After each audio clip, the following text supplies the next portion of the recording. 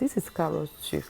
I know you'll be wondering how. Yes, this is carrot stew. My Hausa neighbor told me about this recipe 4 years ago. She told me they normally use carrot to cook stew when tomatoes is scarce. But I said I would try it, but I never tried it. I have so many imagination that how is it going to look like? How is it going to taste like? Will I just waste my time and money?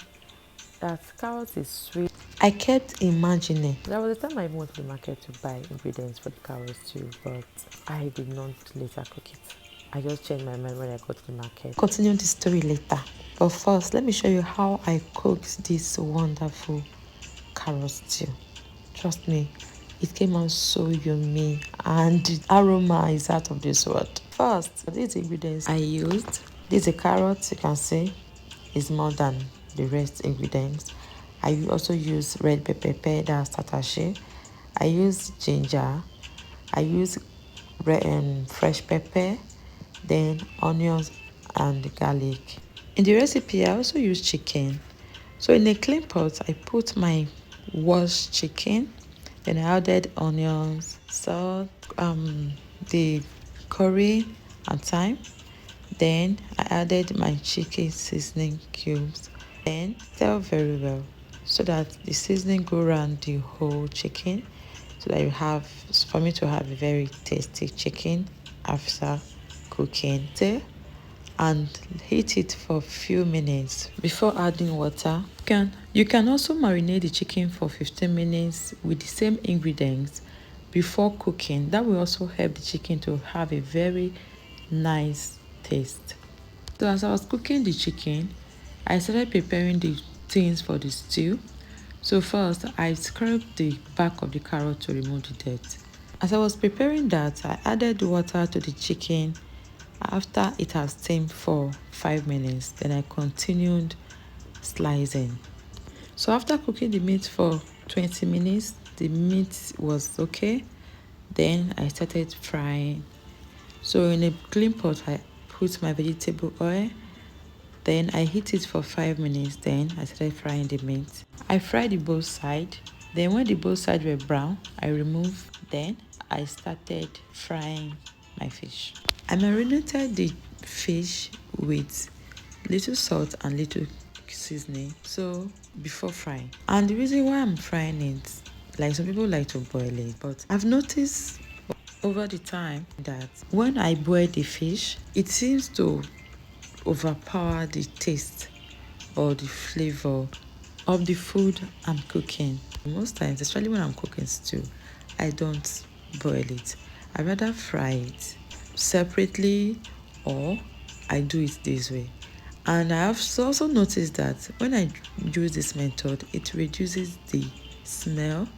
When I finish scraping the carrot, I dice it to make it easier for me to blend.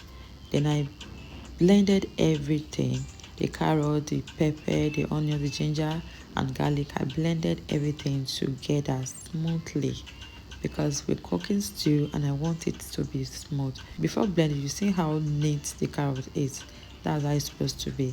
Then I was still frying my meat. Then I removed the meat. I was still frying it. Then I removed the meat before I started frying the marinated fish. So here's the fish. I didn't really fry it too dry.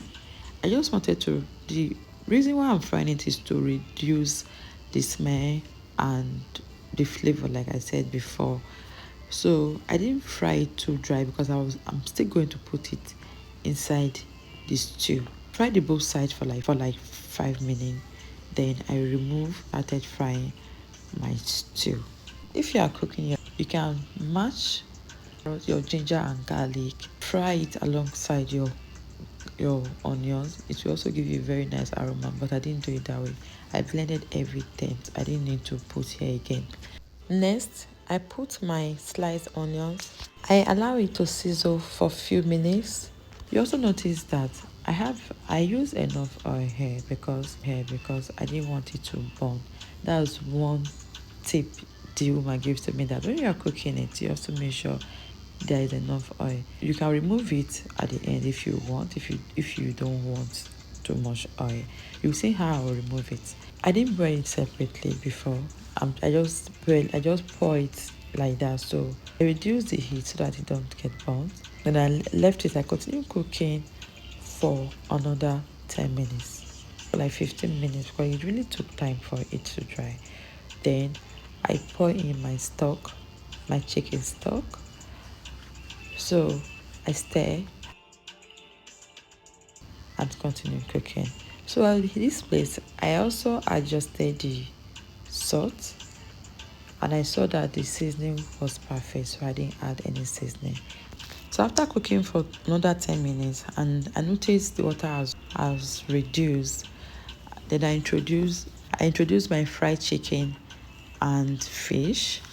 So I continued cooking.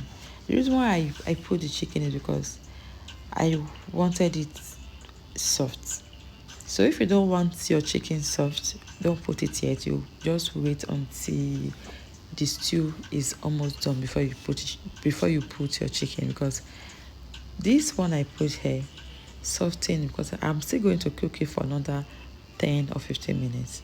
So with that time, the chicken will soften. So if you don't want your chicken to be soft, don't even put it, or you put it when the stew is almost done.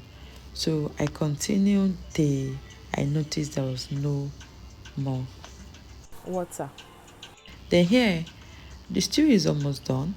The water has reduced drastically.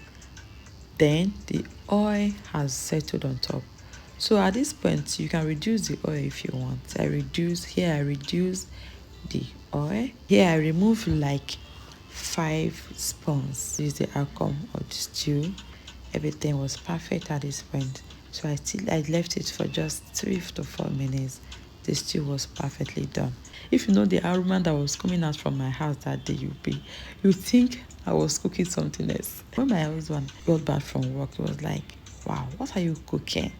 That he has never perceived this aroma before. That the aroma is so unique and great.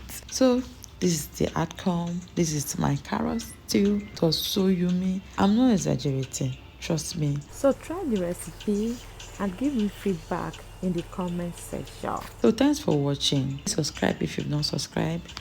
Like, share this video for me, and drop any question in the comment section. Bye bye.